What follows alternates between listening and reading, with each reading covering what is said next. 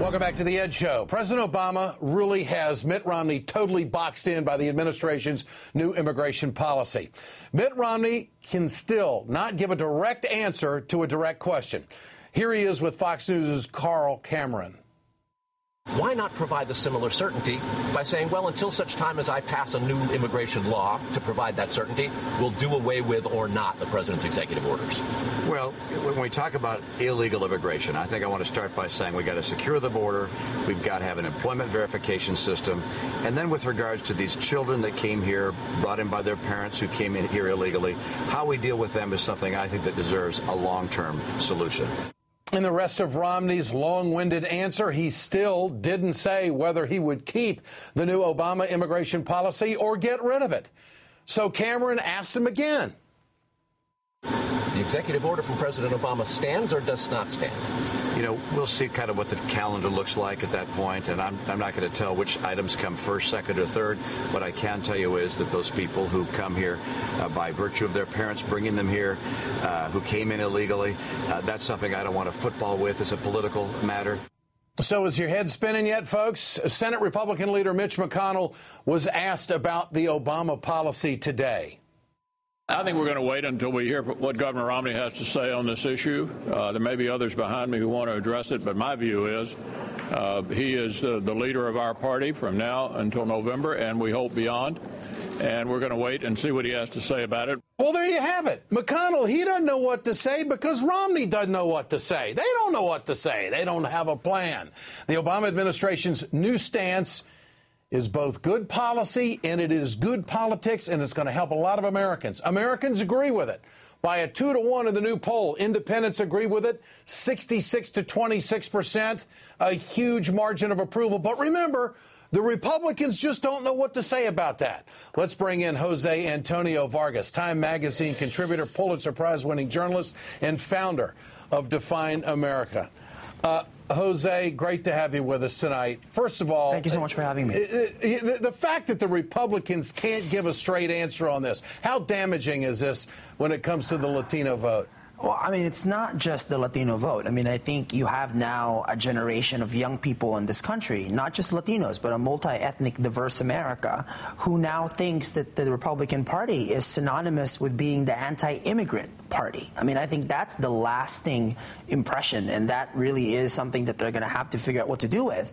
But more importantly, I think we've approached, it's fascinating. I was in Washington on Friday when the order was announced, surrounded by a lot of DREAM Act activists like Gabby Pacheco. And to me, in just, 3 days now, there's a new normal when it comes to talking about immigration. There's a noticeable shift in the way our country and our politicians are talking about it, and I really welcome that. It's about time.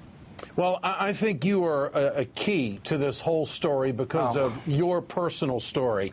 And because a lot of Americans are out there saying, okay, who is this going to help? What does it really mean? How is this going to unfold? Tell us your story. What happened with you? Well, I actually came here, was born in the Philippines. I came here when I was 12. My mother sent me to live with her with my grandparents. And it wasn't until I was 16 when I went to the DMV that I figured out that my green card was fake.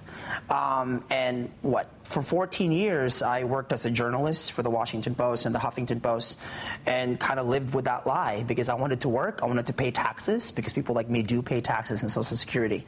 But inspired by a lot of the young DREAM Act activists, last summer I actually came out as an undocumented immigrant in the New York Times Magazine. And if you were to tell me that, almost a year later, we went from the headline in my New York Times essay was outlaw, and now on the cover of Time Magazine in this essay that I wrote, surrounded by 35 other undocumented people, the headline is "We are Americans," because we are. We just don't have that. We just don't have that paper.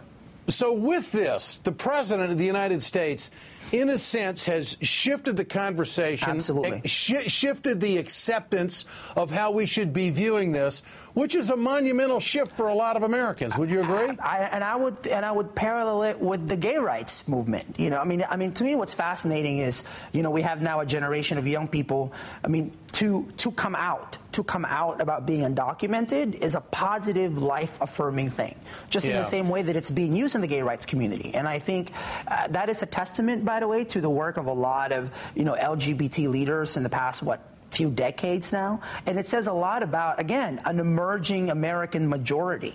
You know, the country's changing. We're embracing the fact that these quote-unquote other people aren't really other people.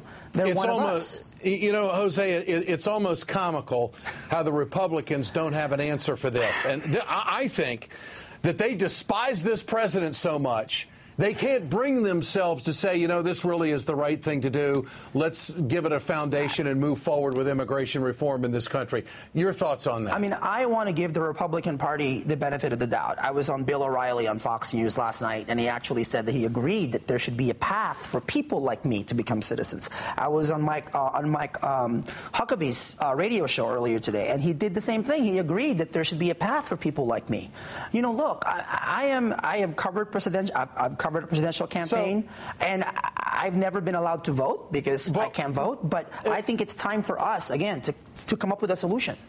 So Mike Huckabee, radio talk show host, former candidate back in the last in the election cycle. Bill O'Reilly, okay, we know his position in the media in this country. All right. But Mitt Romney can't bring himself to saying that it's the right thing to do, or whether, if he is elected, whether he's going to keep this policy or not. I find it amazing. Well, me too. Jose Antonio Vargas, great to have you on the Ed Show. So much Appreciate your time tonight. You bet. Up next, Bob Schrum on Mitt Romney's failure to lead or take any kind of position on anything.